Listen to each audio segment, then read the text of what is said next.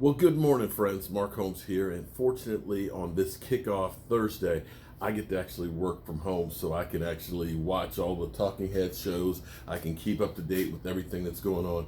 I've got these cabinets over here for E2 Blue's house that we've got to get painted up so we can install these tomorrow, as well as some tables and stuff. Now, there's a lot of talking shows out there that are saying that, Zeke Elliott signing him to that big contract at $90 million, and Jerry Jones saying that, he's our, most important player and things like that. That this is a way of throwing shade on Dak Prescott. Now here's the thing. If you watched me for any length of time, I said a long time ago that you really want to lock Zeke down this year. And people said, why? He's already under contract the next 2 years. It's like $3.8 million this year, and he got it for $9 million next year. That's great. Save that money. But see, understand this. What you want to look at with Zeke Elliott is basically right now you're tied into Zeke for 4 years. Okay? After that, you can let him go if production go down. 4 years. And what you have to ask yourself is, well, the fourth year is usually the biggest year of an NFL running back. It usually is. It just is. And after that, production generally starts to go downhill for the most part. That's not to say that he's not Barry Sanders or Adrian Peterson or an Emmitt Smith, because you look at him, he's a generational back. He's a guy that's never gotten hurt. He's gotten nicked up, but who doesn't get nicked up playing football? But has never missed a game because of injury. He takes good care of his body, and you look at him and say, he should be okay for at least 2 or 3 years minimum. So it is taking a risk, but when you look at the salary cap down the road, you should be okay. That's a risk worth taking because arguably best running back in football. But see, here's the thing.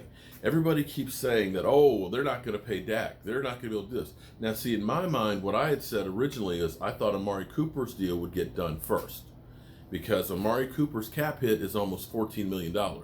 And when you see what they did with, say, La'el Collins went from $9.5 million cap hit this year, ended up being 4.5. So you save $5 million right there. And here's the interesting thing. That's not being reported by the talking heads in the show. They keep saying that, the pie's getting eaten up. There's no money for Dak. No, Zeke Elliott's deal gave the Dallas Cowboys another $1.5 million to work with. So what you've got there right now is $6.5 million more than you had before you did those two deals. Now, last night, Ed Werder reported that the Dallas Cowboys are escalating talks for Dak Prescott because now they want to get this deal done before Sunday. Understand that in the locker room, they got a hell of a boost from Zeke coming in there now, being in there. And this is where everybody keeps talking about, the players are going to be jealous about the player getting paid. No, You have to understand, the players are Dallas Cowboys. They talk about wanting to be Dallas Cowboys for life. But understand, it's the players versus ownership, okay? They are there collectively, and each of them understands that this is a business that I can get cut at any time. This is a business that my career can be very short. This is a business that you need to go out and take care of you. Everybody is an independent contractor. You are. Demario Davis taught me that when it's like, listen, I started out with the Jets. I ended up having to go to Cleveland. I went back to the Jets, played lights out, and yet they didn't want to pay me, so I have to go to New Orleans. It is a straight up business, and nobody gets mad about somebody getting paid. Everybody looks at it as, you go get yours. Now, here's an interesting thought here, because I've got Skill, and Shannon up on here.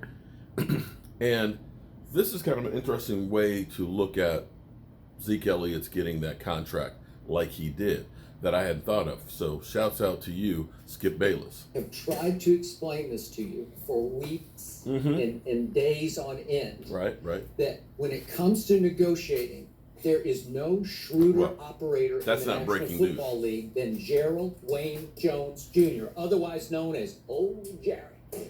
And Jerry got him some yesterday because that was a Super Bowl negotiation. Jerry got him some? And he was very proud of himself because I promise you, he brought in Zeke far under what they first asked for. That's why it was a protracted negotiation, because they wanted the sun and the moon. Right. I think they wanted real close to quarterback money, or at least average quarterback money. And I can make a strong case that he would have deserved every penny of that, because I still say he's woefully underpaid in the big picture of the National Football League. I told you, DeMarcus Lawrence still makes $15 million more guaranteed dollars, and I'll take 2-1 over DeMarcus Lawrence any day, any night, any Sunday, Monday, Thursday. Right. Give me Ezekiel Elliott. I've told you from the start, he is the best running back in pro football. But what did I predict to you yesterday? I told you, I will bet you, that Jerry will now get the Dak deal done before opening Sunday this Sunday. And right on cue, late last night, Ed Werder and Todd Archer of ESPN reported that Jerry has escalated negotiations with Dak's camp. Right. That his new goal is to get Dak done before Sunday. So you just brought it up. Jared Goff just got $110 million guaranteed, which is $2 million more than your man Carson Wentz got $108, which sat for a long time as the record. Right.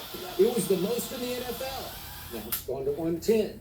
Watch it about to go to, I'll just throw a number out, 112. Dak Prescott's about to get, let's just say hypothetically, $112 million guaranteed dollars. Yeah. That would be $62 million more than his good buddy Zeke just got.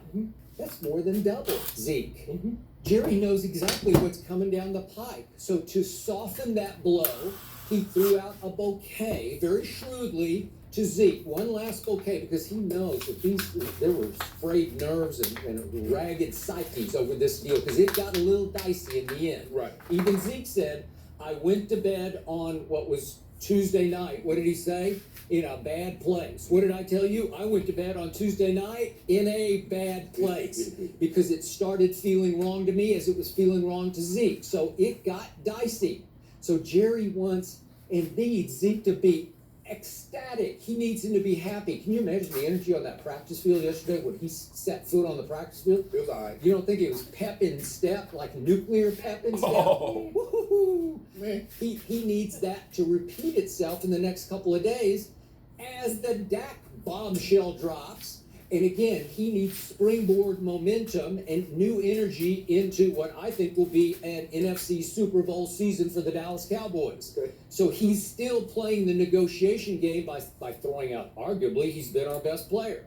Knowing Shannon will love that I say this, because then he'll be screaming about it on Undisputed, and maybe Zeke will see. But here's the thing. Nobody argues that Dak's a better player than Zeke, but you. No. No player. What player? What player have you heard say that? I don't know. Then they're all wrong. So Here's what Jerry Jones knows. The leader of this team is who? Is it Zeke? No. It's Dak. No. It's Dak Prescott.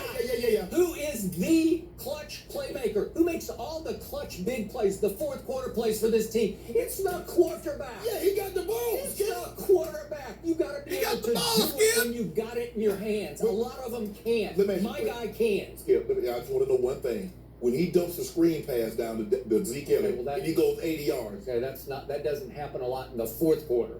The fourth quarter. I'm talking about, what does Jerry know the best? He knows that against their archest new rival, the Philadelphia Eagles, the defending Super Bowl champs, last year, what happened? 2 times, 2 fourth quarters and an overtime. What happened? Dak Prescott happened.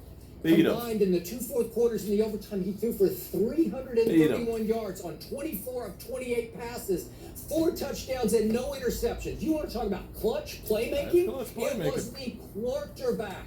What happened in the playoff games? What happened when it got to be 2:33 left against Seattle and it's 3rd and 14 at Seattle 17? Can we see it one more time? It wasn't Zeke running it. See it, because it's a sight for sore eyes. Watch this. That's my quarterback. He just said, let me do this. Jersey, you threw the trash to me? Oh, yes. Remember the Super Bowl? You were there, right? So down to the one that he crashes it in on a quarterback sneak, and that's the ball game. My quarterback took it over. Who had a QBR against the Rams here in what turned out to be a loss of 84, which is an extraordinary QBR against a Wade Phillips defense? Dak Prescott did. Jared Goff had a 57 QBR in that game, and guess where Zeke went? Nowhere fast. 20 rushes for 47 yards. Jerry knows who butters his bread the most, and it's the quarterback. It's why he's about to pay him a record guarantee. Okay, so that's enough of those guys. So here's what amazes me. I want you to think about this for a second. Here it is, opening day of the NFL season. Opening day. We have the 100th year season. We have the game tonight, the Bears and the Packers. Every show this morning has started out with one thing, the Dallas Cowboys. You may not like the Dallas Cowboys. You may hate the Dallas Cowboys, but you guys sure need the Dallas Cowboys, because without the Cowboys, what are you guys going to talk about? It's going to be a great day, friends. Whew! I'll be seeing you a lot today. I may go ahead and about 10 hours in, because I think you can only live stream for 10 hours straight, do a live stream of just the countdown clock. I know it's kind of crazy, but you can check in and just see how long before the game starts. I'll see you guys later.